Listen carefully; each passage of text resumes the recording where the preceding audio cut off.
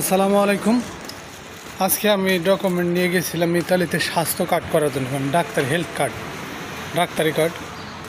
এখানে এত সুবিধা, এখানে কীরকম সুবিধা মনে করেন, আমি ডাক্তারি কার্ড করার পরে যে হবে না, ওই ডাক্তার দেখানো লাগবে, একটা ডাক্তারের নাম দিয়ে আছে অবশ্য। ওই ডাক্তার যদি শ্বশুর বাড়িও থাকে, আমি ওই ডাক্তারের কাছে ফ্রিতে দেখাতে পারবো।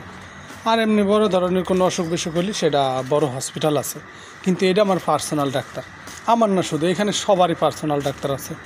আর বাংলাদেশি কী করে, ওই ডাক্তার হসপিটালতে হলেই পারে ওর রোগী দেখলি 1000 টাকা, 700 টাকা, 800 টাকা, 1000 টাকা না। কিন্তু এইখানে ওই ডাক্তারের যেগুলো রুগী আছে, ওই রুগীগুলা ওর কাছেই দেখাবে। ওর শ্বশুর বাড়ি যাক আর ও ঘুমায়, মানে বাড়ি থাকো, চেম্বারে থাকো, যেখানে থাকো, ওর কাছে ফ্রিতে দেখানো যাবে আর কি। পেটে বিষ, মাথায় বিষ, গলায় বিষ, পাতলা পায়খানা, এগুলো হলে ওই ডাক্তারের কাছে ফ্রিতে দেখানো যাবে।